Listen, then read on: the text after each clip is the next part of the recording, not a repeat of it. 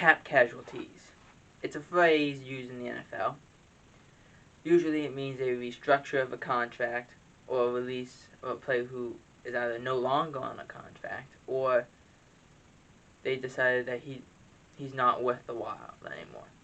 Now, not all of these people on these two pieces of paper are releases. Some are trades, or trades in the works, but quite a bit of them are. Like this one. The Saints have released both tight ends of Jared Cook and Josh Hill. Jared Cook was the third leading receiver for the Saints this past year, and he was a casualty. Josh Hill, they just decided to really just let go of. But this is a trade that could be in the works for if you're a Jets fan. The Jets have put Sam Darnold on the trade block. We knew this was coming, but this now puts more wood in the fire, if you will, on who are the Saints, who are the Jets going to bring in as a quarterback? Are they going in free agency? If they're not, are they going to draft someone like maybe a Zach Wilson from BYU, a Justin Fields from Ohio State? Are the two most linked quarterbacks? Maybe a Mac Jones, but Fields and Wilson are the most linked to the New York Giants. Another team in New York that actually had some cap casualties they let go of was Golden Tate, who was their third receiver, and David Mayo, a linebacker. They were not shocking ones, but they were not shocking cuts. But when you see Golden Tate get cut, it's just like, wow. Third leading receiver. Wow. It's just, that's all you can say is wow. Some outstanding news if you're a Pittsburgh Steelers fan, though, is Steelers have restructured the deal with Big Ben Roethlisberger. Big Ben Roethlisberger was supposed to make around $40 million this year. He restructured that because there was talk of him actually getting released. So he restructured, so now he's going to make $14 million this year. Which after that news broke, Juju Smith-Schuster said on his Instagram that he wants to come back to Pittsburgh now. And I think that was a lot of because he didn't want Big Ben to leave. Another cap casualty is for the Lions. The Lions have released Trufant, their cornerback. And he's too much. And I think Desmond Trufant's a great talent. He's fantastic.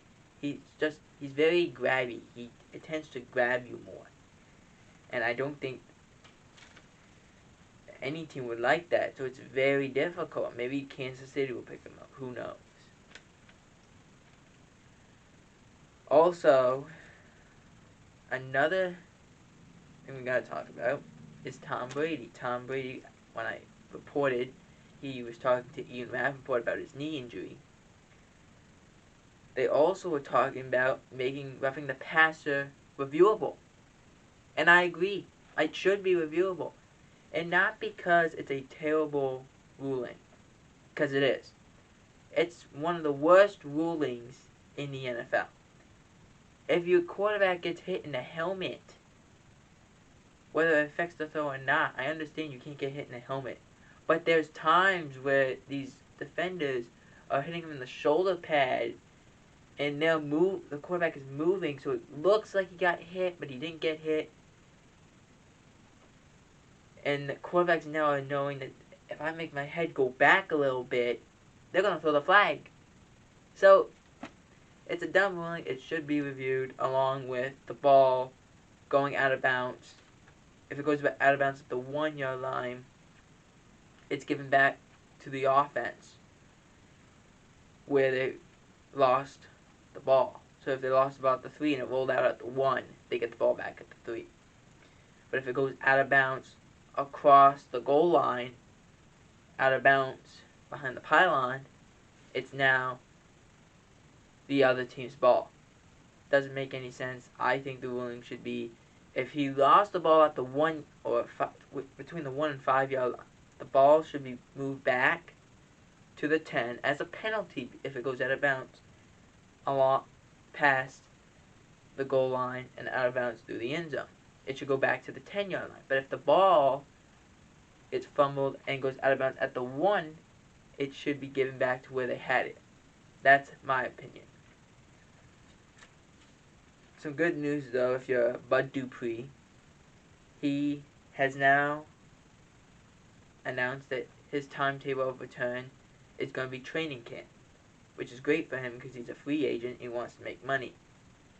He has a chance to go do that because now it's going to be like, oh, well, now we know when he's coming back. Speaking of rule changes, the Baltimore Ravens have proposed a new a new overtime rule. And they're not the only one to propose. The Eagles have proposed another onside kick theory that they could use next year if the NFLPA wants it. I don't think it will happen.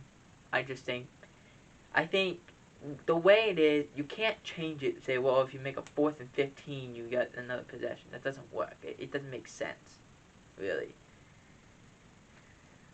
But the overtime rule that Baltimore is saying doesn't make any sense at all, and I can't even really explain it because I don't even know what's going on. They're saying that if you're a home team and you win the coin toss, you should be able to put the ball on your side of the field, but on any line, I think was what they said. Like, for an example, if they said they want to go 90 yards, they can put the ball on the 10 and just go 90. And try to go 90 yards in 10 minutes. That's what they thought. I don't like the idea. I think it's dumb. Because any coach could be like, well, I'm going to put the ball on the 45. I don't have to go 55 yards. I can put the ball on the 50. Because it's shared. It doesn't make sense. Unless they're saying that every team wants to go on the 10-yard line. It doesn't make sense. Speaking of another thing that doesn't make sense, the Saints have cut another cap-saving measure. Was the Saints cut longtime punter Thomas Morstead. Another cap casualty, if you will. But Thomas Morstead, it doesn't make any sense. He wasn't owed a lot of money. And he's one of the best punters in the league, even though he had his down year this year, but he only lost 2 yards on it, so, it's really nothing. But it's like, you lost 2 yards, you're out of here, basically. It doesn't make sense. But he said he wants to continue to play, and he'll play anywhere. But he hasn't missed a game in 5 years. So it's just kind of shocking.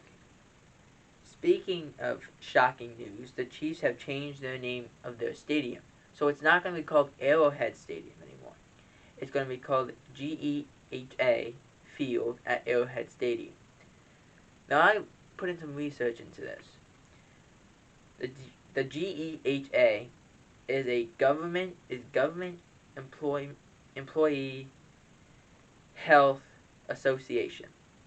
I don't know if it's the world in terms of the government of the country or the government of Kansas City. What I do know is that they are sponsoring, and this happens all the time.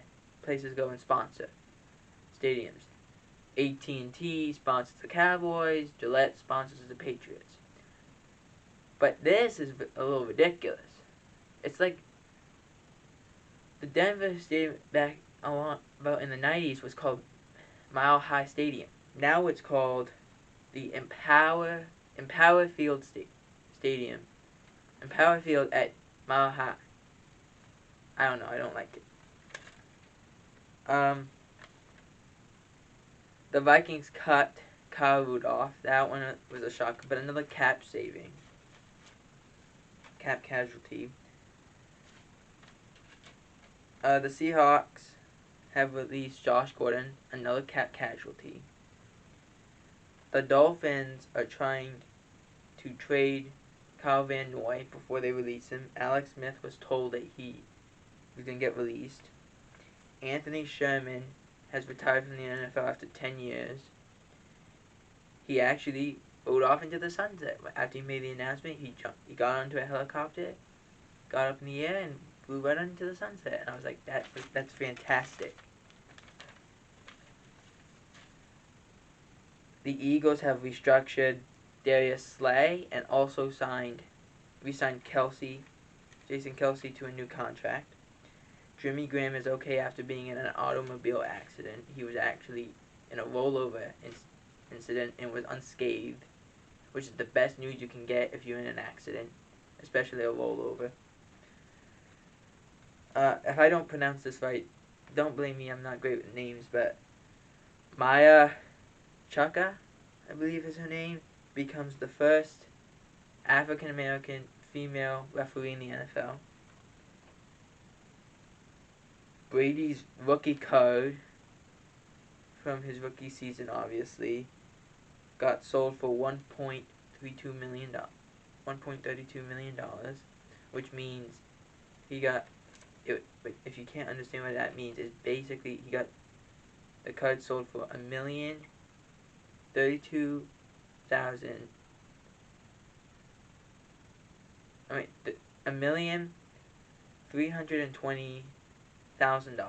That's what that means. And also, the final one is the Seahawks. The teams. This was announced by Danielle Rossini, but there was teams calling the Seahawks about Russell Wilson, if they wanted to trade Russell Wilson.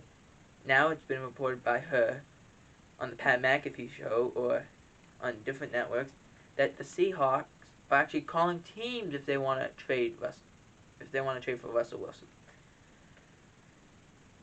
Most likely the trade is going to start at least at a bidding price of 3 number ones, 3 first-round picks, and potentially more.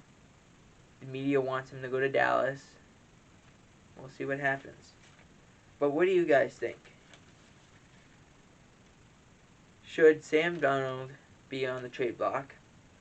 Where should Russell Wilson go? And what do you think about the new rule proposals? You decide.